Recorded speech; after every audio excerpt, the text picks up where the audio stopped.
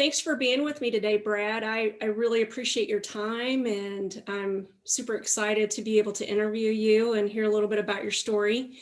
Tell me a little bit about yourself and where you're from and about your life.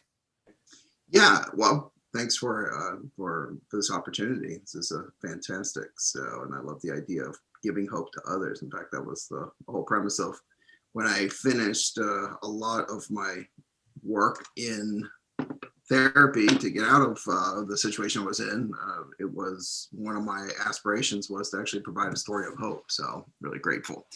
So on April 1st, 2013, I had a series of 3 strokes in one day.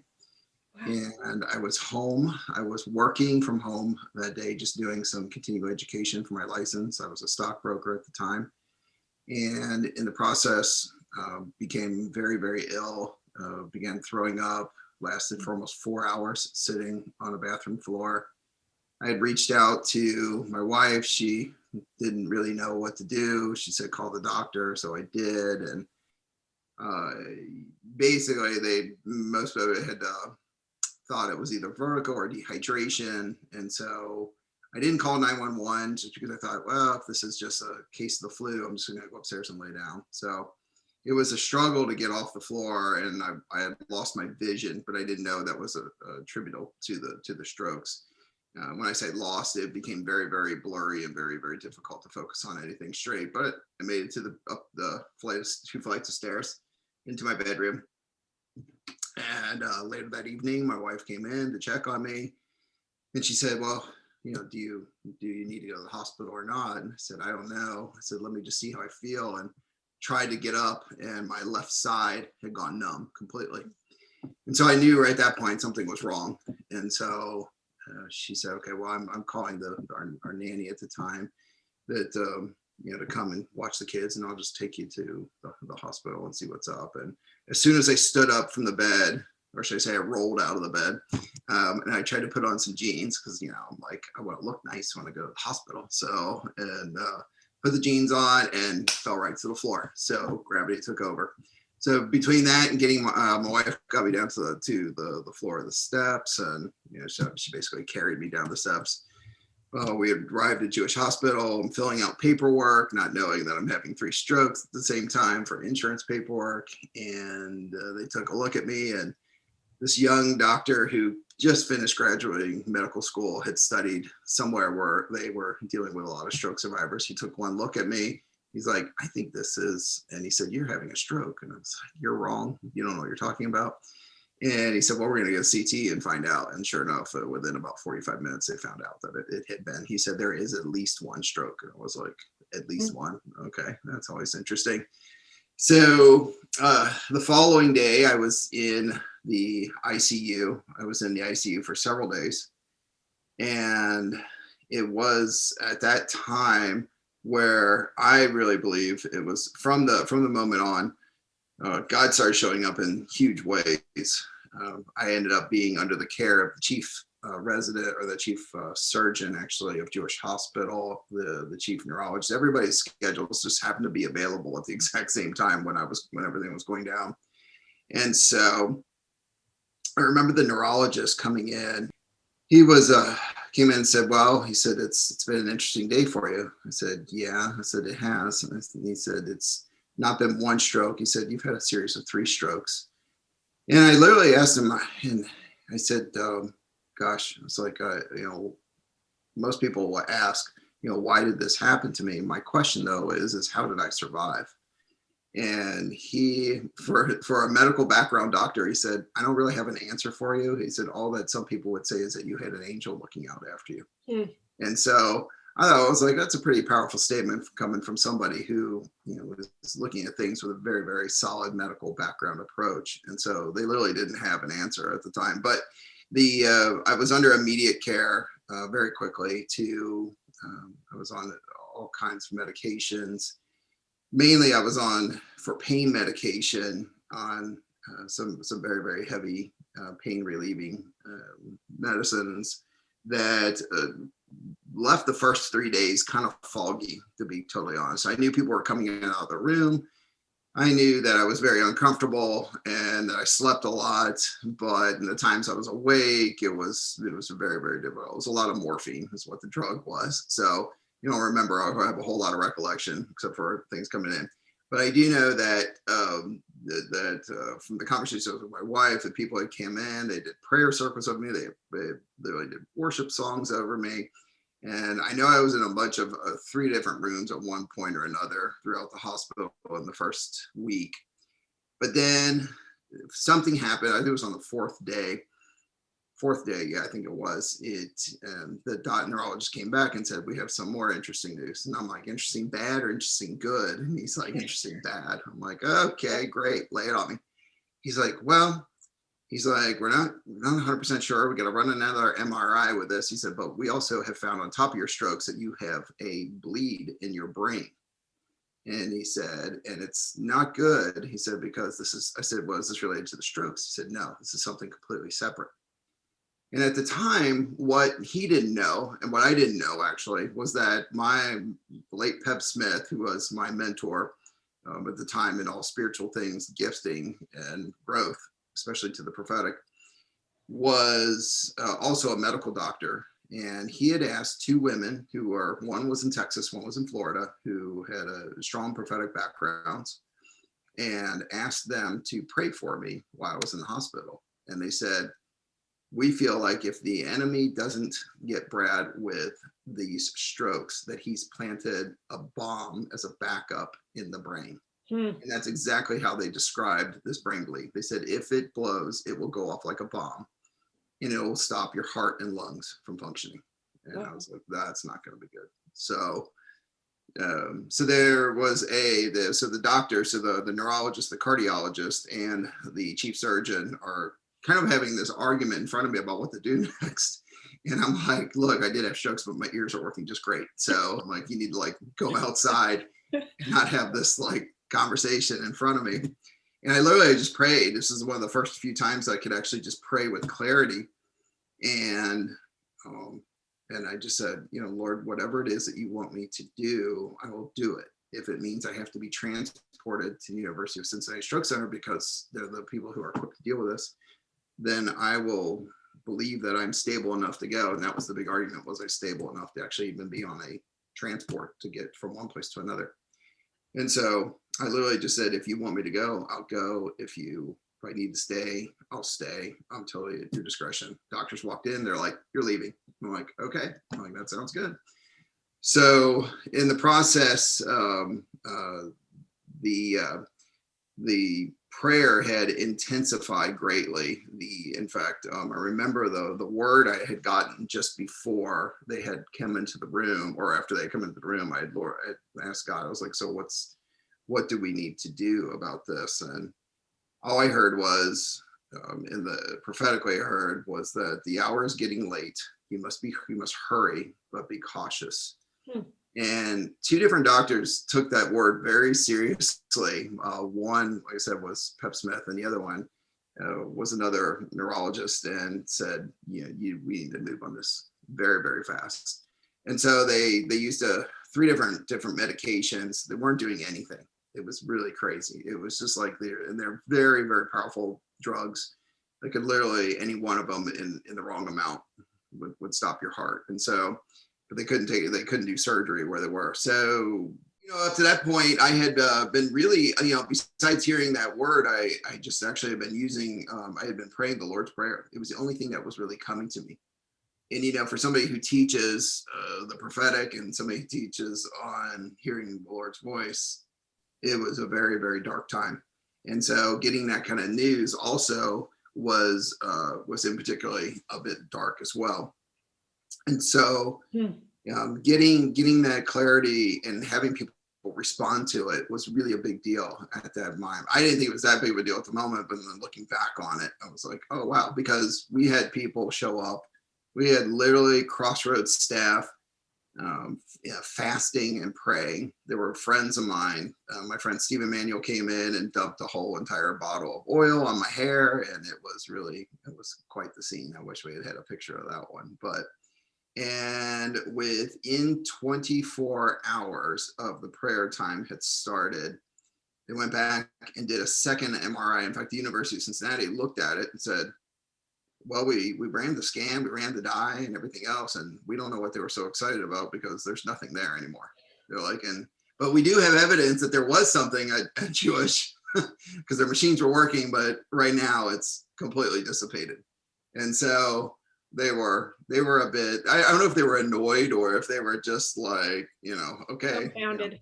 next thing on your list, what do you got? So they're like, why do we do this? Why do we make all this effort? So it was interesting. So right then and right away, I mean, we're talking like 3 or 4 days out. The Lord started showing up in huge ways, not to mention just in the community, not to mention in just prophetic prayer, not to mention in what we didn't realize. And my biggest takeaway from this entire experience was that God actually does respond to healing prayers. And so, because at the time in my path, yes, I could hear the Lord's voice, and we were, really more immersed in the apostle-based side of how the church functions, not so much in spiritual gifting and healing. And so, to be a witness to that, and to be one of those people who experiences it literally for a moment at that moment, and what I didn't know is that was just the beginning. It literally was just the beginning to see how much more he was, about to pour out. And so it became a real story game changer for many people thereafter. So I was in the hospital for a total of, I want to say, I think it was 11 days straight. That was in ICU care. Finally, I got released into inpatient therapy, which is basically another form of a hospital, except that you're just doing physical therapy, but you're still essentially under medical attention the entire time. So I was there for another 17, and I should say about another 20 days. All in all, it was about 30 days in the hospital between the inpatient care and the University of Cincinnati and between Jewish Hospital. So, but that's where I didn't know that was kind of, like I said, the beginning. Once we started going through different aspects, my wife would send out emails saying, Brad needs this, or we're praying for this, we're praying for that. And we have it all documented through her email account. So, and it was as little as, I consider small things, but when I had the hiccups, usually the hiccups last maybe a minute, at most 2 minutes. And mine, for some reason, started up for almost 24 hours. Wow. I mean, it's just like, you can't sleep, you can't talk, you can't eat. Wow. So that was difficult. So, but again, put out the prayer within 24 hours. Some doctor came up with a medicine. It was like, try this. And, within about another few hours, finally about 45 minutes, it dissipated. But literally, we were just praying for doctors to get revelation on certain medications. So we weren't so totally, unopposed to receiving the medicine. We just wanted breakthroughs. And there was, like I said, the brain bleed. At one point, I had a stomach tube inserted because I lost the ability to swallow. And so we then began praying for that as well, because it's very uncomfortable if you have a stomach tube, and tell you it's not the fun thing to have. It's like the last resort at all. But I had gone like 11 days without eating.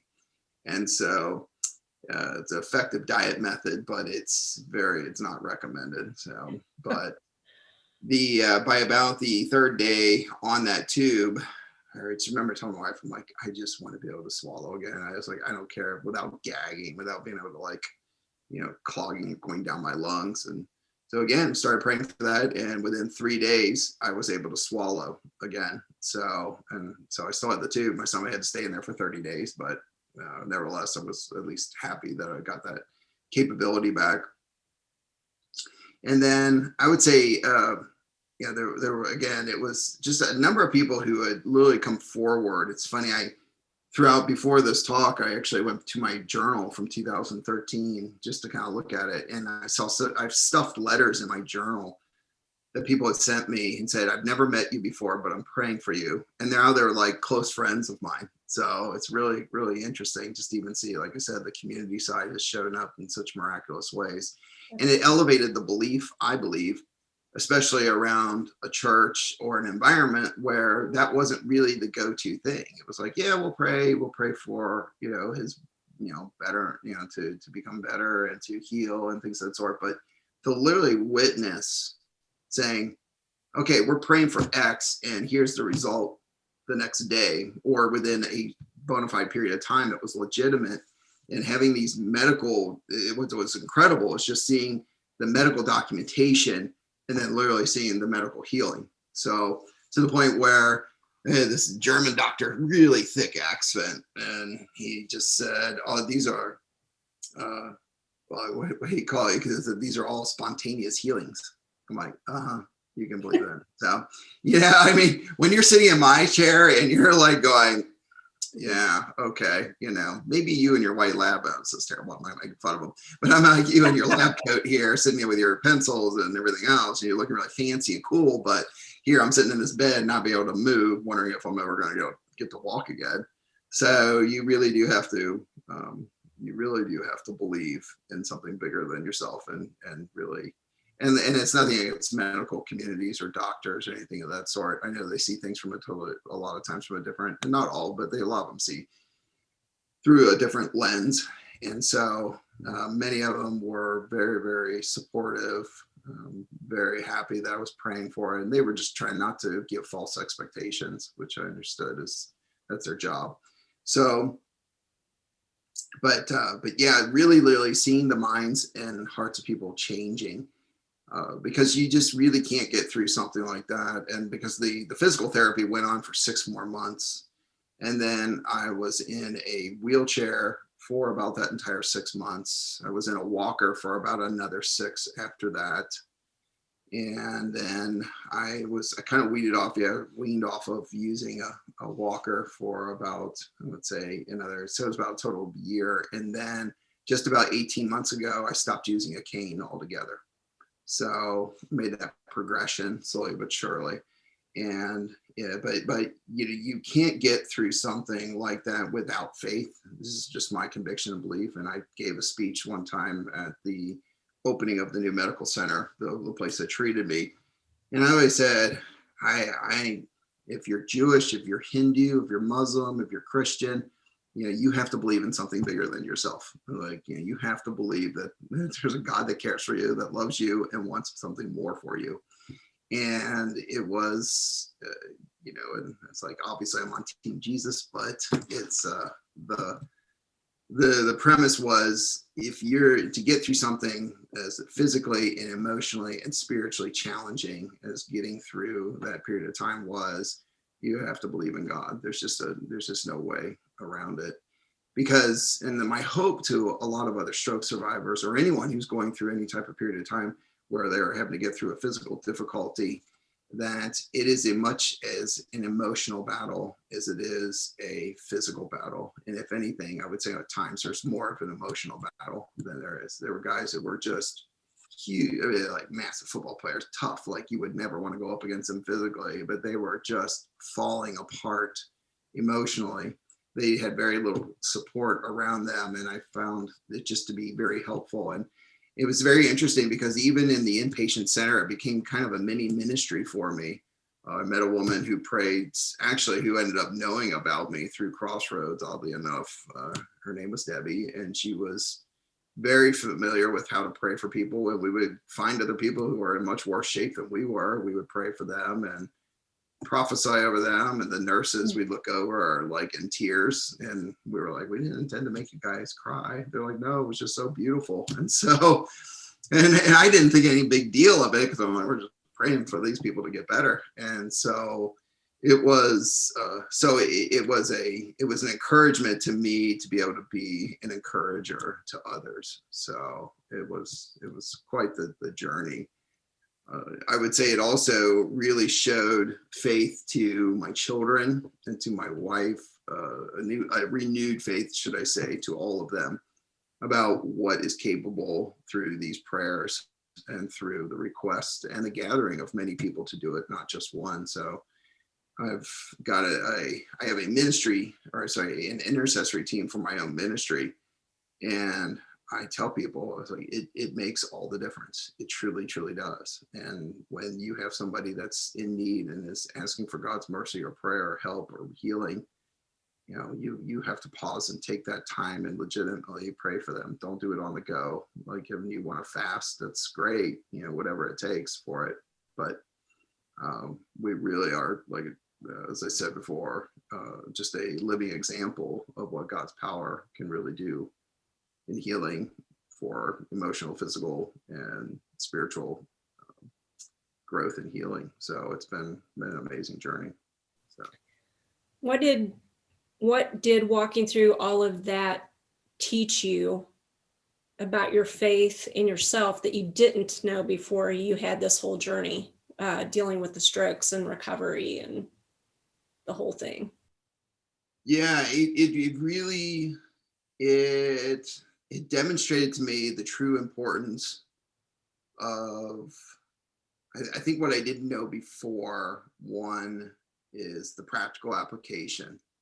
Most of the time we'd pray for people and it would kind of go into this black hole and you would never see it again until we started really, seeing kind of the results of my own experience. I would say, again, back to not really understanding what healing prayer looks like and what it actually, the effectiveness, and it really, it made me believe. It really changed my complete and total perspective.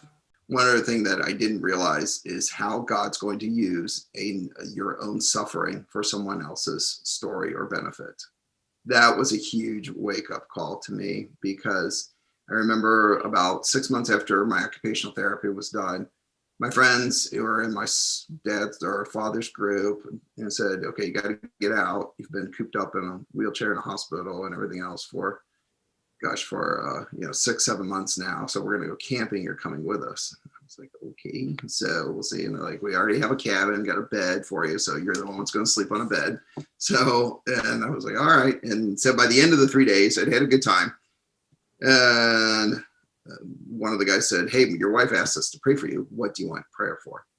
And at the time, my vision had become so distorted. I was wearing prism glasses for double vision. And it was really annoying because I had just had LASIK surgery finished. And I was like, oh, wow, I just paid $4,000 for LASIK surgery. And now I'm wearing glasses again. So I'm so thrilled. And so, but I was grateful I could see. I was grateful. And I had corrective lenses that could actually fix it all. It just wasn't no particularly happy point. And so I told the guys, I said, really, I said, I just would like to stop wearing these glasses. I would like to, stop wearing the glasses, and I would like to just put these, get these things on and go. And they prayed over me. Nothing happened at that moment. So I was like, okay, great. Thanks, guys. Let's get in the car and go. 3 days later, I wake up and I'm seeing double with the glasses on. Take the glasses off and my eyesight's completely normal. Wow. Still have a few deficits of a nystagmus, but I was so thrilled. I literally put them on, like 5 times. It was actually hilarious. So I've kept the glasses just to show people, like, this is what it looks like when you have double vision, because it separates, the vision span, and does the reverse when you have double vision. So, and I literally had 2 different doctors medically confirm that. So one was an eye doctor, and the other one was an MD that said, yeah, that's a certified miracle, which you could call. So. Wow. So again, people, that story has been retold and so many times, just because people have a need to believe. And that led me into another part where, again, people see where your story might just be of help to someone else. I had been diagnosed with a certain cancer, and it was with a prostate cancer. And again, oddly enough, the same guys prayed for me, exact same group of guys prayed for me. And because the doctor's like, we got to go in for surgery, you got to get this because you're young. This is serious stuff. And so that was on a Wednesday, and they prayed for me. Friday was the surgery. So there were some guys in there too I didn't know. So that was weird. They're always mentoring somebody or teaching somebody along with something. So it didn't bother me. So they're praying and everything else. And then come Friday, that surgery comes up. The doctors went in, they took 13 biopsies, could not find the cancer anywhere. It was literally gone. Wow. And so I was like, that's great. You know, it was like, it's very uncomfortable post surgery after somebody did 13 biopsies to feel it's like, so either you were wrong or God healed me. Which one do you want to pick? And so what I didn't know also was that one of the guys in there was taking a very, very basic 101 class on the truth about God at Crossroads. And so one of the staff members, my friend Jenny Baker, came up to me and said, I have a story for you I need to talk to you about. And I'm like, oh boy, what's going on now? So, and she said, there's a guy in there who never speaks up, never tells, never, answers questions, anything else. And he said, and we always have this period of time in class where we just say, hey, is there anybody else anything we want to share? And this guy's like raising his hand, all excited. They're like, okay, well, this is good. We're getting a participation of him for the first time in 6 weeks. And he said, we prayed over this guy he said, me and this other guys prayed over this guy for prostate cancer. And they said, and he just kind of looked at us like, great, thanks guys, I'm healed. And he said, I just couldn't understand why he had such confidence in these prayers, because there's no way he could validate any of these things. He said, then he went in for surgery on a Friday and found out there was no cancer. He said, I have been struggling to believe that God does anything outside of just listening to prayer. And now I truly believe in him. And so it was a pretty cool. Now, my side conversation with God was like, now I can do some other things that I don't have to go through to convince this guy that you're real doing. I mean, it's like, do I have to go through prostate cancer every single time and have that guy do 13 biopsies on me? So like, there are other easier ways to convince you're real than having me to go through that. But so what it taught me that I didn't realize before is that story matters and hope matters. I really wish that I had had somebody like myself coaching other people on the way, or a story to tell or to hear about, because all I kept asking was like, who else has a situation like this? Who else had a recovery? Who else? And so it was really hard to be your own cheerleader. So I think God is one of your best cheerleaders that you can possibly have amongst your community as well, that shows up in big ways. Coming into this whole experience, what was your faith journey like? Like how was your experience with God and your relationship with God going into this, or even just how you got to where you are now? Knowing who he is, what he's taught you through this whole thing.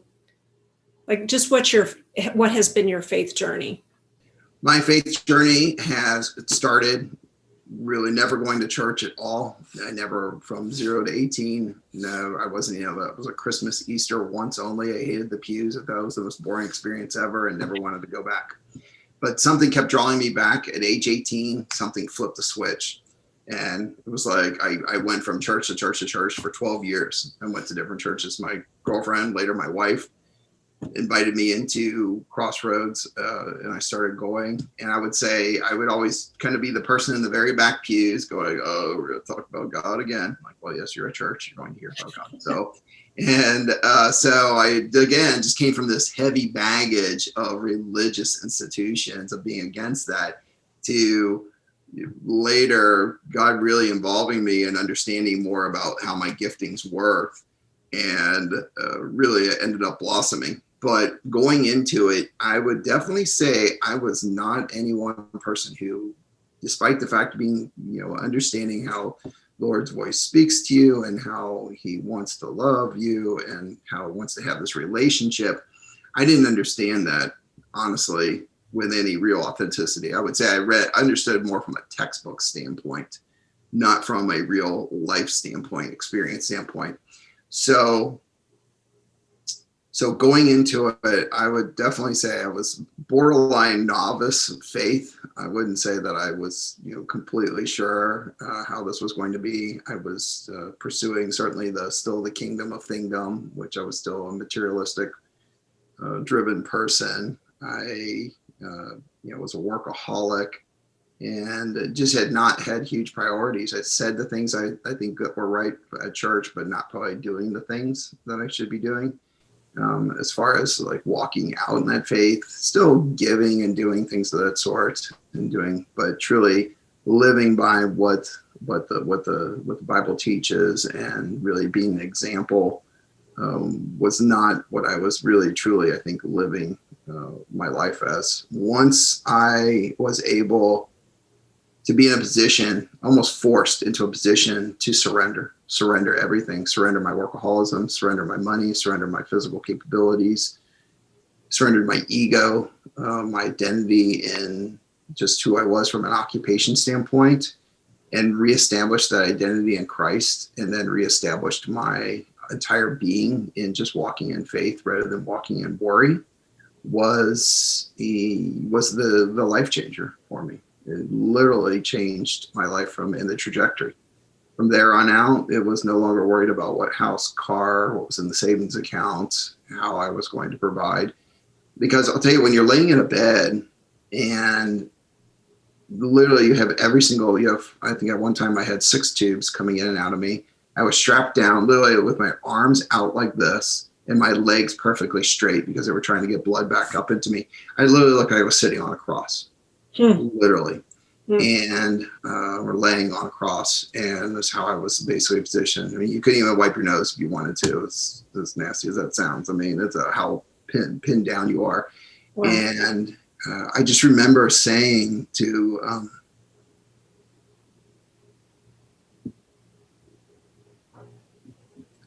I remember at that moment saying, God, why have you forsaken me?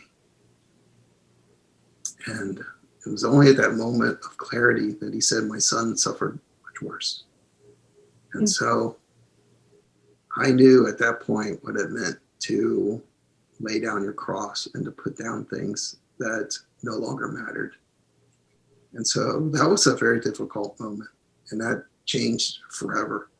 That single little interaction and that word of clarity forever changed my attitude in how I perceive life, and the things that used to bother me, they're completely irrelevant anymore. And so it, like I said, opened up a whole new trajectory in the way, not only how I live my life, but just how I approach life as well. So sounds like that was one of your lowest points through the whole journey. It really was. You're 100% right. There was, yes, that's exactly right.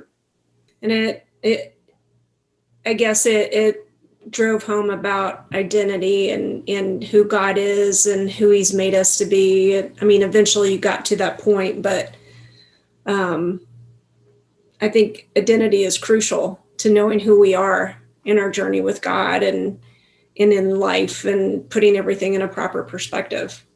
And until you understand who you are and your identity, it can get kind of muddled. Yes, that would be a very accurate portrayal of where my life had led up to be, from there on. Because once the strokes happened, like I said, I sold my Lexus. I didn't care for it anymore. It was overpriced insurance, and it was just everything didn't represent me anymore. I bought a used car instead. I was just as happy with it. I was no longer able to work at the time. For a while there, I couldn't work. I was sleeping almost 14, 16 hours a day. So my workaholism was gone. And like I said, my identity and everything else performance related was removed as well. So sometimes that's what it takes, but the good news is that, I was able to make all things better because of it. So what would you say to someone who's right in the middle of just a harrowing trial and not really sure what they're thinking about the whole process and God and things? What would you say to them? Well, number one, there is hope. There is a story of someone else that has healed, and you can be that healing story as well. And understand that the context of healing looks different for every person. For someone that has a similar stroke to my own, I've known that was Libby Tome, who had a dissection. They were able to get to it. She was back on the tennis courts within a couple of weeks, where it's taken me almost a decade to get back to where that is now. I guess it was about 7 years later, finally could get to that point, maybe. So first of all, it's important to know, yes, there's hope. There are people who love you. There's a God who loves you first and foremost, that wants a life that's better for you. And it's very difficult to see that ending or to see that light at the end of the tunnel. But you got to keep looking for it, and you got to keep getting up every single day and looking for it. Look for the good things in your day versus dwelling on the negative. As I said before, it's you lay out what it is that you want prayer for, what you want healing for. So when you're in the midst of the crazy cycle or the storm, it's you have to first anchor yourself into your faith, anchor yourself into opening up with other people to join you and come pray with you and be with you. You shouldn't be doing this journey on your own.